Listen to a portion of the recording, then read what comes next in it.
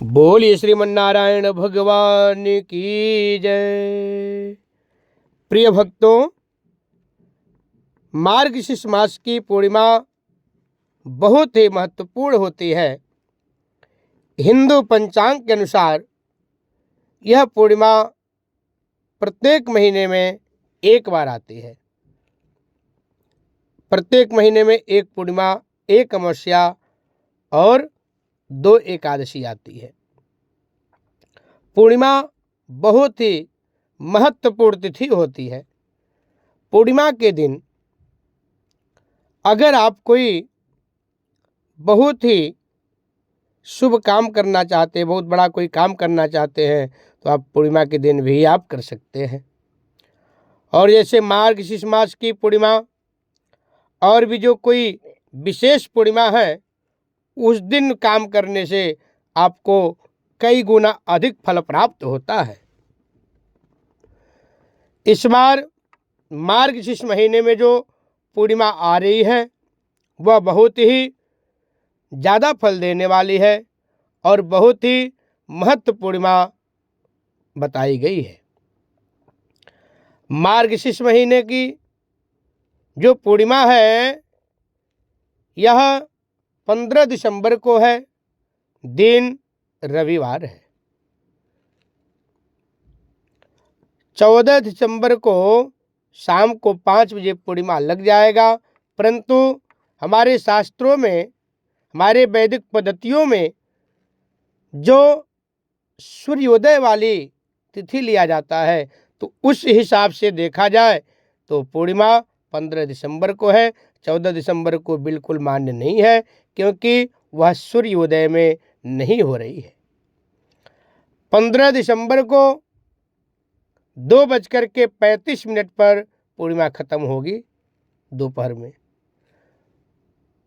उदया तिथि के हिसाब से पूरा दिन पूर्णिमा का पूजा होगा, पूरा दिन पूर्णिमा का कथा इत्यादि होगा और पूर्णिमा के दिन गंगा स्नान किया जाता है, गंगा जी में दीपदान किया जाता है। और मार्गशीर्ष महीने के पूर्णिमा की तो बातें निराला है।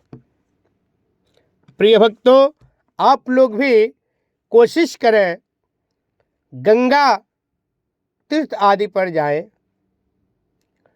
गंगा के चरणों में जाकर के वहाँ पर स्नान करें, माँ गंगा के गोदी में।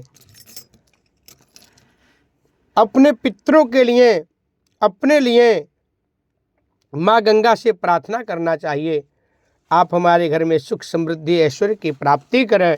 हे माँ गंगा, आप मेरे ऊपर अपना पूरा आशीर्वाद बनाएं। और अपने पितरों के लिए हाथ में अंजलि बना करके जल दान किया जाता है। उस दान से, उस जल को अर्घ्य देने से आपके पितरों को मोक्ष प्रदान होता है, सद्गति प्रदान होता है। जो आपके पितर अगर भटक भी रहे हैं, आप जो है गंगा में स्नान करते हुए, अंजलि से जल चढ़ाते हुए जल चढ़ाएं और प्रार्थना कर लें, तो उनको मोक्ष की प्राप्ति भी हो जाती है। साथ ही साथ आप अपने ननिहाल पक्ष के भी, जो आपके पूर्वज नहीं है, पर नाना या नानी नहीं है, उनके लिए भी भगवान से स्मरण करें, गंगा माँ से स्मरण करें, भगवान नारायण से स्मरण करें, प्रार्थना करें।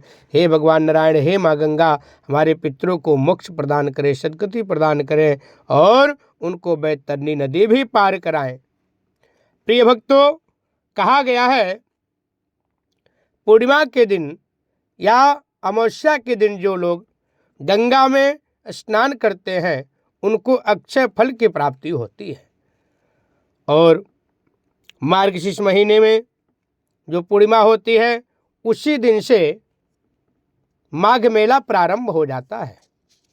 और इस बार तो महाकुंभ का बहुत ही विस्तार आयोजन भी प्रयागराज में हुआ है। महाकुंभ लग रहा है, आप लोग कुंभ में भी जा कर के ज़्यादा से ज़्यादा फल प्राप्त करें।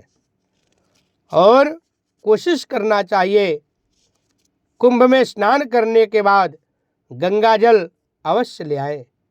वह गंगा जल इतना ज़्यादा पवित्र होता है, कुंभ का गंगा जल इतना ज़्यादा सर्वशक्तिशाली होता है, क्योंकि जब कुंभ लगता है तो सारे देवी देवता जितने होते हैं सब लोग आ करके उस स्थल पे और उस धरती पे वास करते हैं, विचरण करते हैं।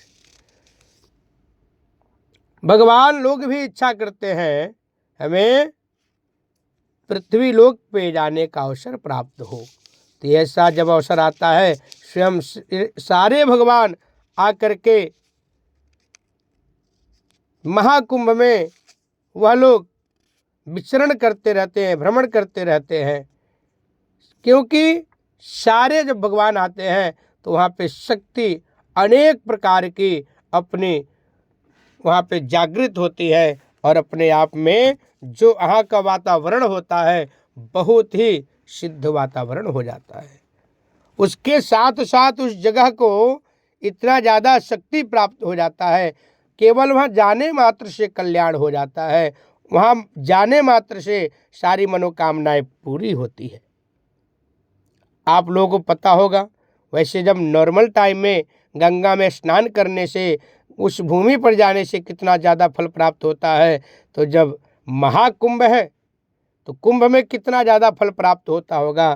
तो आप लोग अवश्य जाएं और कुंभ में स्नान करें, माँ गंगा का अपने ऊपर आशीर्वाद प्राप्त करें, साथ में सभी देवी देवताओं का अपने ऊपर आशीर्वाद प्राप्त करें।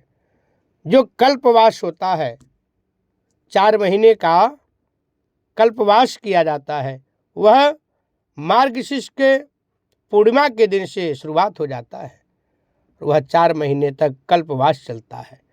कल्पवास में जो आपको सबसे ज़्यादा स्वादिष्ट भोजन, स्वादिष्ट आहार लगता है, उसमें से एक चीज़ आपको त्यागना पड़ता है, एक चीज़ हमेशा के लिए छोड़ना पड़ता है।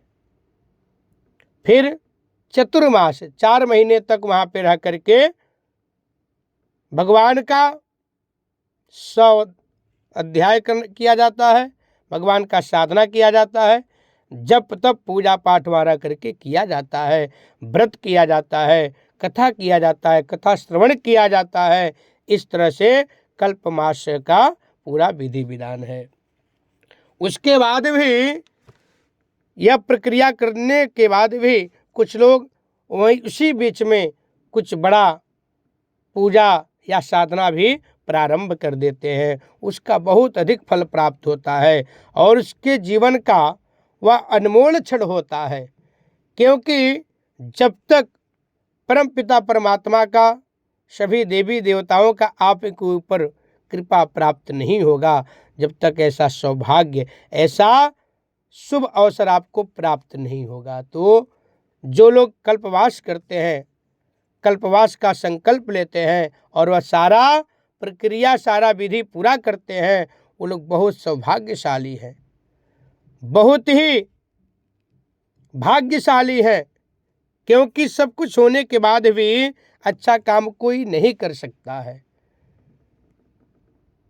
आप सर्व संपन्न है, सब कुछ आपके पास है, पैसा भी है, घर भी है, कारोबार भी है, सब कुछ संपन्न है, सामान भी है पूजा पाठ का, हवन का, लेकिन जब तक आपका भाग्य उदय नहीं होगा, आपके ऊपर दैविक कृपा प्राप्त नहीं होगा, जब तक आप अच्छा काम, सत्कर्म, पुण्य कर्म नहीं कर सकते हैं।